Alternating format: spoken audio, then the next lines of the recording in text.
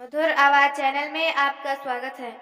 हमारी आज की कहानी है सास की चुगली। माँ कहाँ हो आप? देखो बाहर पार्टी चल रही है और आप वहाँ कमरा बंद करके बैठी हैं।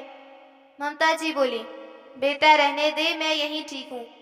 बहू और उसकी माँ को अच्छा नहीं लगेगा। वो माँ बेटी के दोस्त भी अच्छे अच्छे घराने से आई हैं और मैं कहाँ गांव की गवार। अब मैं वहाँ गई कहीं बहू का मूड ऑफ हो जाए और उसके दोस्त सब उसका मजाक न उड़ाएं। आदित्य बोला, कैसी बातें कर रही हो माँ? कल से आप अपनी बहू के जन्मदिन की तैयारी में लगी हुई हो। घर सजाने से लेकर यहाँ तक कि केक सब अपने हाथों से अपनी बहू का पसंद का बनाया है। इतनी मेहनत की है आपने और अब आप बोल रही हैं कि आपको जाना नहीं है। अब मैं आपकी एक नहीं सुनूंगा, वरना मैं भी नहीं जाऊंगा। अच्छा ठीक है, बड़ा हो गया है पर बच्चों की तरह जिद करनी नहीं छोड़ी।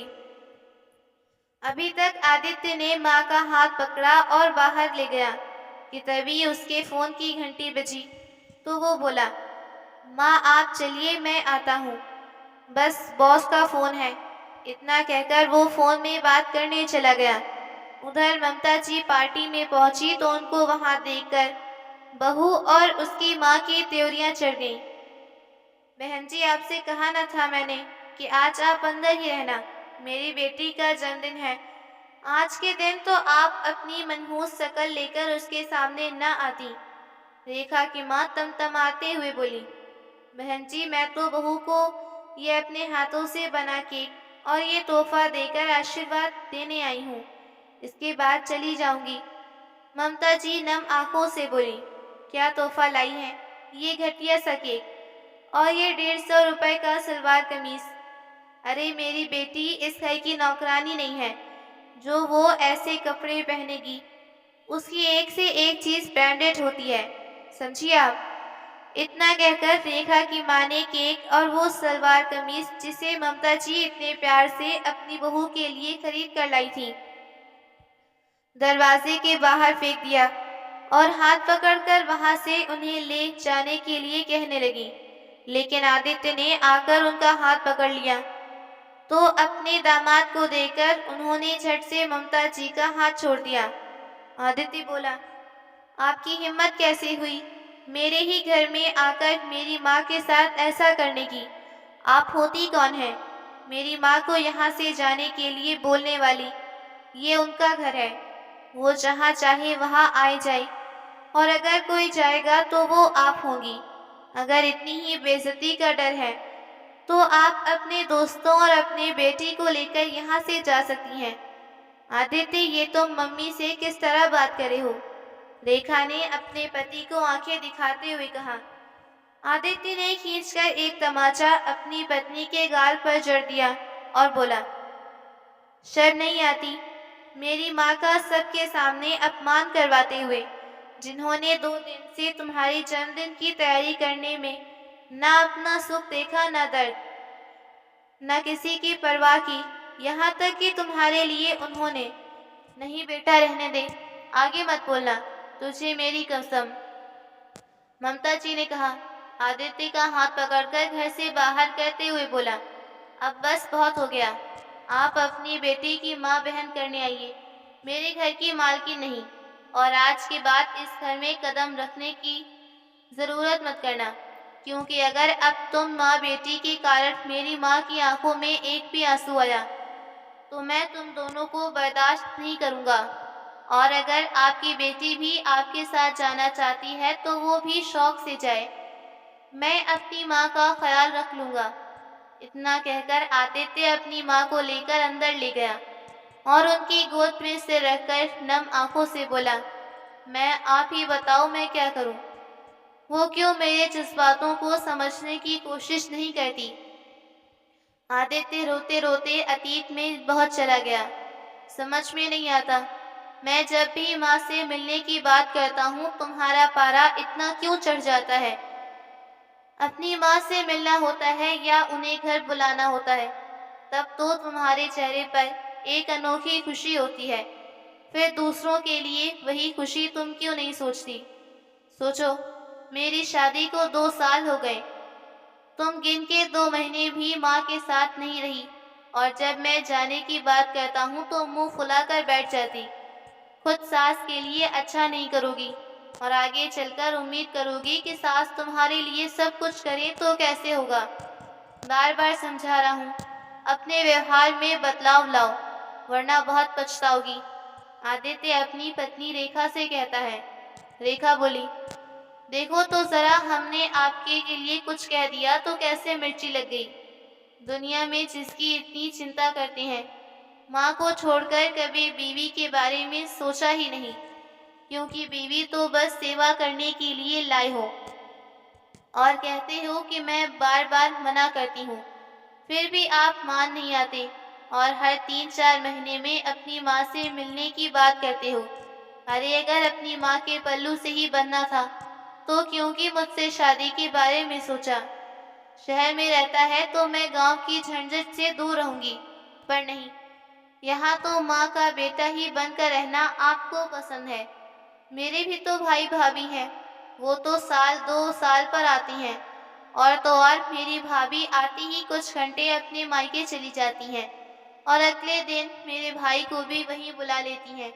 आदित्य हंसकर बोलता है, हे भगवान, कैसी नासमझ औरत हो। तुम खुद ही ऐसी बातें करी हो, उसके बाद भी अपने ससुराल से न जाने का नुपुर करती हो। कभी अपनी माँ से पूछ कर देखा है कि उसके माँ पर क्या बीती है। तुम्हारी माँ की तुम्हारी भाभी से बनती कहाँ है। तुमने खुद कहा था कि जब तक तुम्हारे भाई भाभी साथ रहते हैं तुम्हारी माँ एक पैसा खर्च नहीं करती, उल्टा तुम्हारे भाई भाभी से ही खर्च करवाती हैं। पर मेरे घर में तो ऐसी स्थिति नहीं।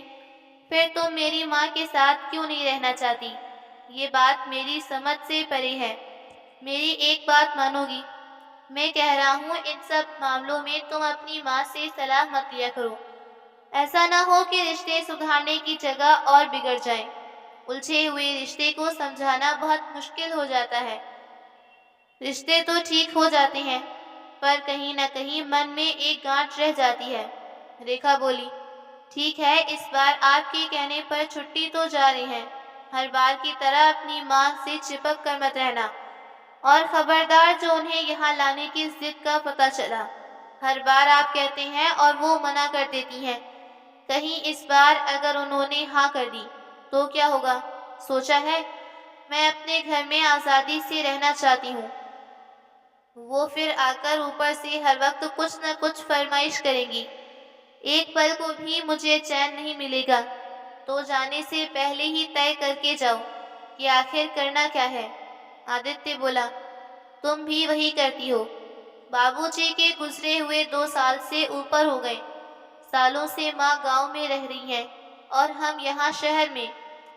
उसे भी तो शौक होता है कि अपने बेटे बहू के साथ कुछ पल बिताए और वहाँ गांव में हर वक्त किसी न किसी को मदद के लिए बुलाना पड़ता है। क्या अच्छा लगता है बार बार किसी से मदद लेना। अगर गांव वालों ने कह दिया कि अपना बेटा शहर में है, उसे क्यों नहीं बुला लेती, तो माँ क्या जवाब देगी। रेखा बोली, ठीक है, जा रही हैं तो मिलिए माँ से। माँ के साथ वक्त बिताने पर ध्यान रखिए।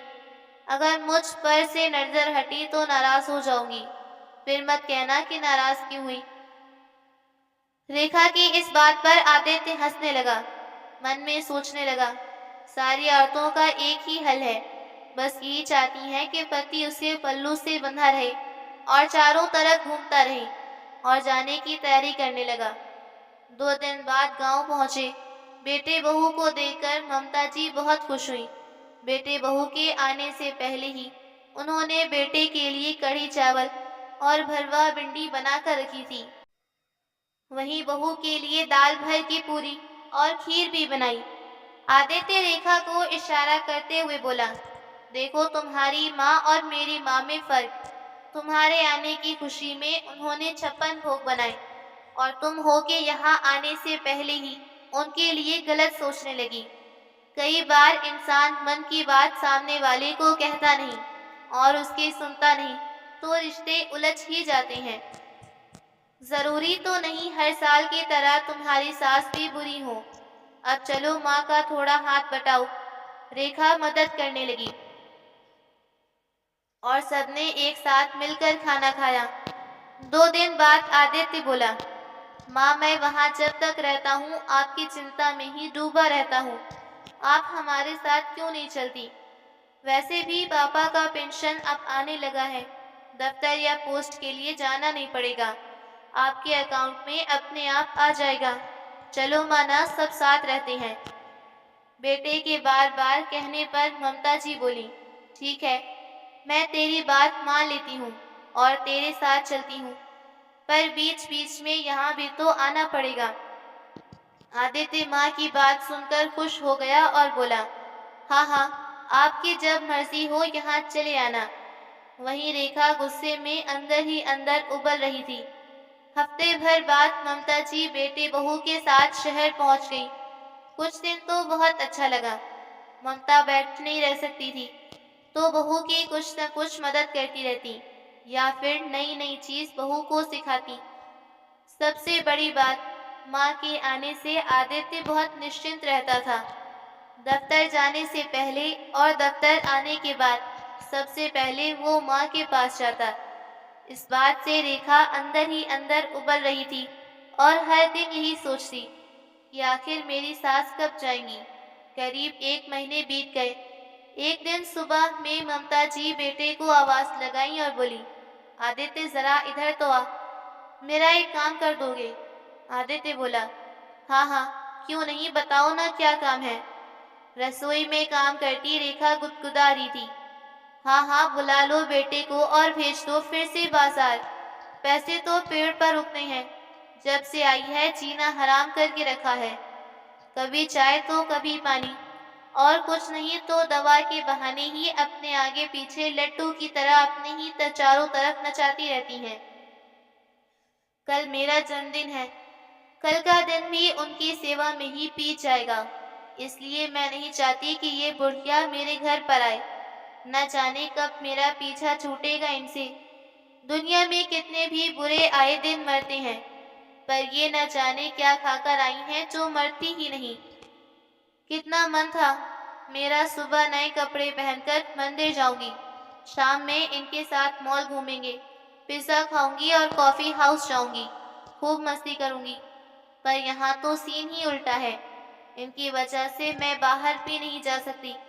बाहर जाने का नाम लो तो कहती हैं बाहर का खाना मुझे हजम नहीं। अगर इतनी ही दिक्कत थी तो क्यों नहीं गांव में बेटे का काम तो बोलना था, पर नहीं, यही तो झोला उठाई और चली आई। रेखा रसोई में जलती रह गई और आदित्य माँ से बात करके ऑफिस चला गया। आदित्य को घर में ना पाकर रेखा का गुस्सा और आग बबूला हो गई।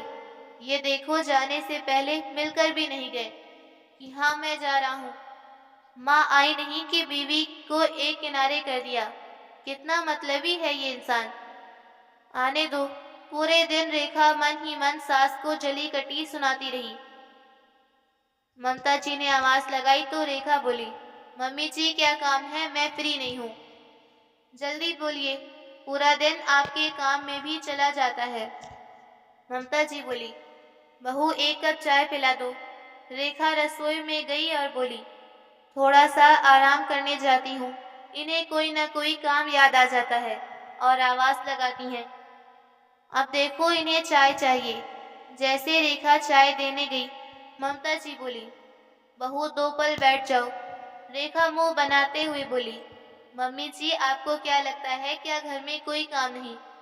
मेरी आज़ादी मेरे अपने नहीं लूट ली। इतना कहकर फिर वो वहां से चली गई। पूरे दिन उसने ममता जी से ना अच्छे से बात की, ना 2 पल उनके साथ बैठी। उसके चेहरे से उसकी नाराजगी साफ साफ झलक रही थी। उसका चेहरा अब आग की तरह जल रहा था। करीब 8 बजे आदित्य जब दफ्तर से लौटा तो सबसे पहले माँ के कमरे में गया, जैसा कि वो रोजाना करता था।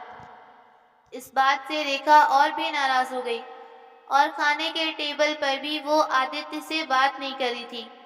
जब भी वो कुछ कहता, उसका उल्टा जवाब देती।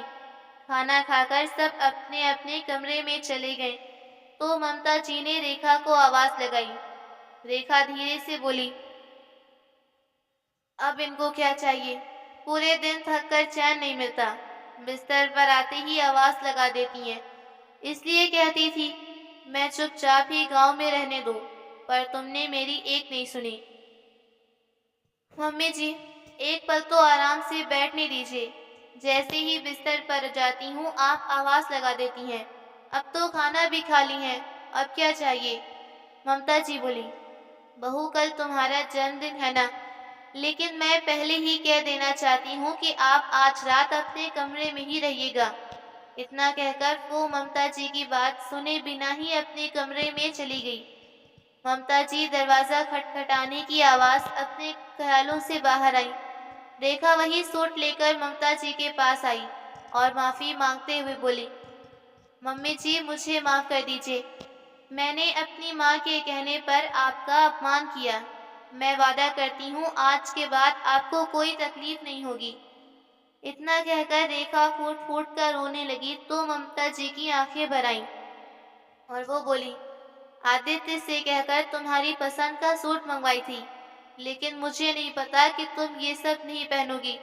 रेखा बोली, नहीं मम्मी जी, इतनी प्यार से मंगवाया है तो भला मैं क्यों नहीं पहनूंगी। ममता जी बोली, सच बोल रही है ना बहू? हाँ मम्मी जी। फिर कल सुबह मंदिर जाने से पहले इसे पहन लेना। कल आदित्य की छुट्टी तो नहीं होगी। फिर भी कल रात का खाना तुम लोग बाहर खा लेना। और हाँ, तुम्हें कॉफी पसंद है ना, तो कॉफी भी पी लेना। मैं देख लूंगी। हाँ, और मेरे लिए खाना भी बनाने की जरूरत नहीं। एक आदमी का खाना तो मैं बना ही सकती हूँ। गांव में खुद ही तो बनाया करती थी। तो कल का दिन तुम्हारा। खुश रहो और एंजॉय करो। इतना कहकर उन्होंने बहू के हाथ में पैकेट थमा दिया। रेखा की नजर शर्म से जमीन में गड़ी जा रही थी। मैं उनके लिए कितना बुरा सोच रही थी और बोली भी थी। रेखा की आंखें भर आईं और वो बोली, मम्मी जी आपको कैसे पता चला कि कल मुझे नए कपड़े पहनकर मंदिर जाना है? ममता जी बोली, बहू तुम भी ना बहुत भुड़क्कर हो, हर बात आजकल भूल जाती हो। फिर मैं तुम्हारा जन्मदिन कैसे भूल सकती? रेखा मुस्कुराई और उनका आशीर्वाद ली तो वो बोली, बहू एक बात बोलूं, तुम पहले जैसी थी वैसे ही अच्छी थी और मेरी वजह से परेशान मत हुआ करो, वरना मैं वहां अकेली दीवारों से बातें करती थी तुम्हारे साथ बात करने के लिए, और तुम्हें अपने आसपास रखने के लिए मैं तुमसे कुछ न कुछ कहती रहती हूँ या चाय मंगवाती हूँ, वरना वहां तो अकेले बनाती थी और अकेले ही पीती। रेखा हाँ में सिर हिलाकर चली गई और रसोई में जाकर अपनी माँ को खुश होकर सारी बात बताई। उसकी माँ बोली, ज्यादा खुश होने की जरूरत नहीं। ये जानबूझकर तुम्हारी सास तुम्हें उपहार देकर तुम्हें अपने कब्जे में लेना चाहती है। तुम उनके झांसे में मत आओ। इतनी जल्दी ही घर की संपत्ति के कागजातों पर उनके दस्तखत ले लो और जो भी जेवर हैं बहला फुसला कर ले लो। मैं पहले भी तुम्हें समझा चुकी हूँ, पर तुम दोनों पति पत्नी मानते नहीं और उन्हें गांव से अपने घर ले आए। उनकी वजह से मैं कहीं नहीं आ पाती हूँ। रेखा बोली, नहीं मम्मी, मुझे नहीं लगता कि आप जो कह रही हैं वो सही है। मम्मी जी मुझसे नफरत नहीं करती, बस वो अकेली हैं तो मेरे साथ कुछ वक्त बिताना चाहती हैं। जब भाभी नहीं होती तो आपको कितना अकेलापन महसूस होता है। ये भी तो सोचिए कि मम्मी जी को भी वैसा ही लगता होगा। आपके साथ तो कम से कम पापा हैं, पर मम्मी जी तो रेखा की माँ। बस अब सारी चालीसा मुझे मत सुनाओ, जो करना है करो, बाद में मेरे पास रोते हुए मत आना। नहीं मम्मी, वो मेरी गलती थी। मैं आपको छोटी छोटी बातें बताती, मुझ सलाह लेती। मेरी सास रिश्तों में तालमेल होना चाहिए, और सास और बहू की बात मन में रह जाती तो रिश्ते उलझ जाते हैं। अब मेरे मन में जो भी होगा मैं मम्मी के सामने बात करूंगी। कम से कम मन में उलझन तो नहीं रहेगी। आप अपना ख्याल रखिएगा। अपनी बहू के साथ अच्छा रिश्ता बनाने की कोशिश कीजिए, वही आपके बुढ़ापे के लिए अच्छा होगा। रखती हूँ। इतना कहकर उसने फोन रख दिया। आदित्य माँ बेटी की बात सुनकर और चुपचाप वहां से अपने कमरे में चला गया। जैसे ही रेखा पैकेट लेकर पति के सामने आई और दिखाई, तो वो बोला, माँ ने मुझे सुबह इसके लिए बुलाया था और तो और मुझे पैसे देकर बोली, मेरे पास से मेरी बहू के लिए उपहार लाना। मैं कितना मना करता रहा पर वो मानी नहीं। पैसे से लाना हो तो अलग लाना मेरे लिए, मेरी बहू को ला दो। माँ के मन में तुम्हारे लिए कितना प्रेम है और एक तुम हो। जब से माँ आई है तुमने सीधे मुंह बात नहीं की, उल्टा मेरे सामने उनके लिए उलट पुलट कहती हो। सोचो मुझे कितनी तकलीफ होती है। मैं सोच रहा हूँ 2 दिन बाद माँ को गांव छोड़ाऊं। यहाँ लाकर उनका अपमान करना, ये भी तो अच्छा नहीं लगता। रेखा बोली, नहीं आदित्य, मुझे माफ कर दीजिए।